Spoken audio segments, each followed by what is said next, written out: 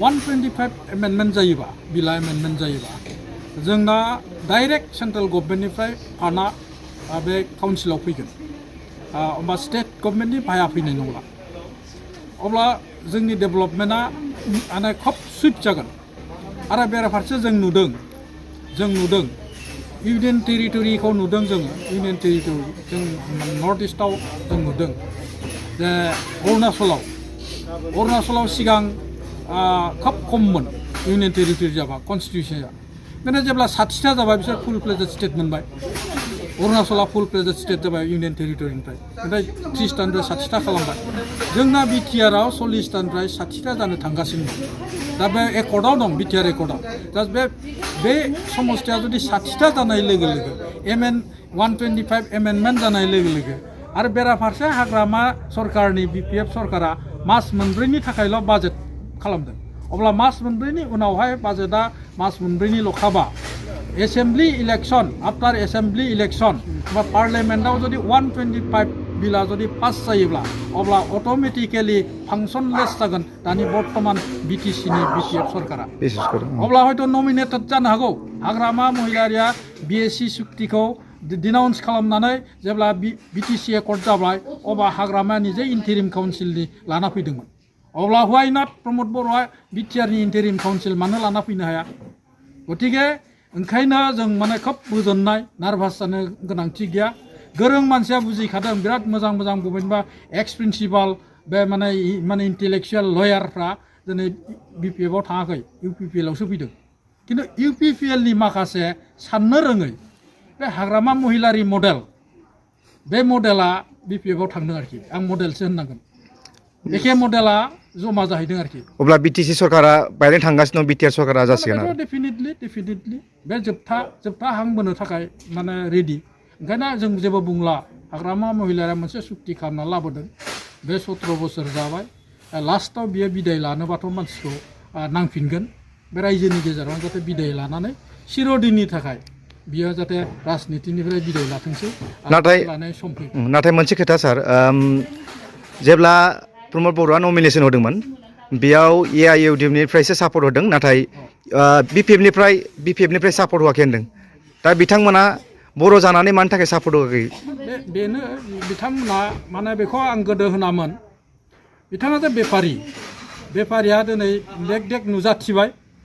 खारन बिथाङा सासे बर' जानानै बर'आव मोनसे जारिमिन जानो थांगासिनो दं बर'आ सासेल' एमपिमोन बेबो माब्ला खोमायो बे बर' जानायनि समाव जोङो नबसरायनानै होनांबाय बेनिफ्राय जोङो इउपिपिएलनि दिनाव जयन्त बसुमतारीखौ लकसभायाव मोनबाय रोनगोराखौ जोङो रायजो सभायाव मोनबाय आरोबाव नै सासे आनकन्टेस्टेड प्रमद बर'खौ मोनबाय दा बे बुस्थुआ बड'फानि मुर्तियाव बे खुलुमहोयो बड'फानि मुर्तियाव माने बिबार बावहोयो नाथाय बड'फानि सान्थौ आरो सानस्रिया मा आं मिथिगौ जे बिथाङाबो एसे मिथिगौ खारन बिथाङाबो बड'फाजों दंफायोमोन नाथाय बेखौ फाननानै बड'फानि सावगारिखौ मोखाङाव लानानै बिथाङा मस्ला मस्लि बिनो माबे खुगाजों मस्ला मस्लि बिखो साथाम एमएलए सासे बर' फिसानिफ्राय सासे बर' एमएलएनि थाखाय मस्ला मस्लि अथच एमएलएफ्रा बियाखैबो जानो हागौ बिथाङा मानो बिनांगौ बे बिथांनि बिनायनि अर्थआनो जाहैबाय आं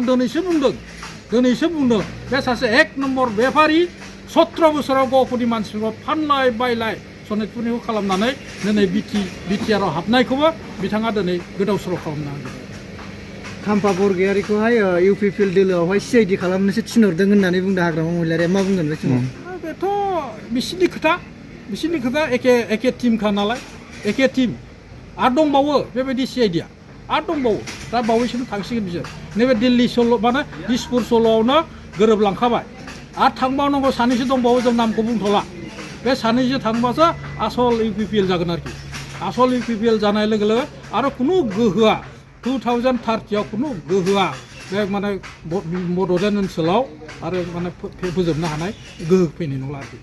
रायजो सभायाव एमपि जानानै बिटिसिआव जेबो गोहो एबा जेबो खामानि मावनो हाया होननानै बुंदों हाग्रामा महिलारिया प्रमद बर' बिथांखौ मा बुंगोन बे समाव बेथ' लाजिथावना खारन जायनि रोंगौथिया जेसेबां जितु नलेज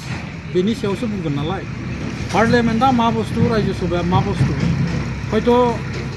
आं बुंबा एसे उसुबिदा जागोन खारन बेखौ बुंनांगौ आं बेसे गोसोखांहोगोन बिटिसि एकर्ड खालामनायाव जिहेतुके 6 सिडिउला हिल्स एरियायावसो इमप्लिमेन्ट जायो एप्लाइ जायो बेखौ पार्लियामेन्टआव जुदि माने एमेन्डमेन्ट खालामनानै लाबोआबा गावनि बिटिसिआनो 16 जायामोन माथो होमबा बे पार्लियामेन्ट होनना बुङोबा मा होनो पार्लियामेन्टआ मोननै दं इन्डियायाव मोनसे जाबाय आपार हाउस मोनसे लवार हाउस बे आपार हाउसखौ मा होनो राज्य सभा लवार हाउसखौ लकसभा होनो एमपि दिनै बेखौ आं बुंनांगोन बै जे आर्टिस्टआ मा होनो माने माबाना डिब्रुगड़ना बे मा होनोमोन बे आर्टिस्टआ एमपि जानाया मिनिस्टार मोननाया मा नामलाय मा नाममोन बियो बावबाय बे माने राज्य सभानिफ्राय मिनिस्टार मोनदों मिनिस्टार होदों बिजेपिनि दा गतिके एमपि राज्य सभानि एमपिआबो एमपि लकसभानि एमपिआबो एमपि लकसभाना जाहैबाय पाब्लिकआ भट होयो राज्य सभाना जाहैबाय एमएलएआ भट होयो दा खोथा डिफारेन्सआ बेल'सो दा बे पार्लियामेन्टआव जुदि बिला पास जायाबा पार्लियामेन्टनिफ्राय जुदि सेंसन जायाबा नों बिटिआरआ मा बिटिआरथ' लांदांसो मना गिजिसो जुदि माने बिटिआरआव फान्डखौ सोर हरो बिटिआरआव फान्डखौ सोर हरो काउन्सिलाव फान्डखौ सोर हरो पार्लियामेन्टआसो बाजेट खालामना हरगोन गतिके बे मा बुंनांगोन दा आं बुङा आं गोदोनिफ्राय बेखौ नुनाय हिसाबै आरो बुंनो थाङोबा दिनै बुंनांगोन बे सासे ओरैनो मा होनो पेपार टाइगार बेखौ होनना बुंगोन माने लेखानि माने मोसा आरो माने ओरैनो बुङो बियो खिन्थु बिनि बुंनायफ्रा दिनै माखासे मानसिफ्रा हयथ' बेखौ बांद्राय माने इउपिपिएलनि दिनाव मोजां स्किम लानायनि थाखाय हयथ' माने जोंनि गुबुनारि दा आसामाव गभर्नमेन्ट सालायनाय जिथुनि सुबिनिस्ट मानसिफोर बे असमिया जाथिया हयथ' सयज' खालामनो हायाखै सुपार 50खौ नायनो हायाखै बर'नि कालसारखौ नायनो हायाखै बे कालसारखौ नायनो हायैनि थाखाय हयथ' हाग्रामाखौ इन्टारनेटलि सापर्ट खालामनानै बे जाम्बाखौनो सरकार खालामनांगौ होननानै आशीर्बाद होनायखायसो दिनै बे माने रायजोखौ सालायदों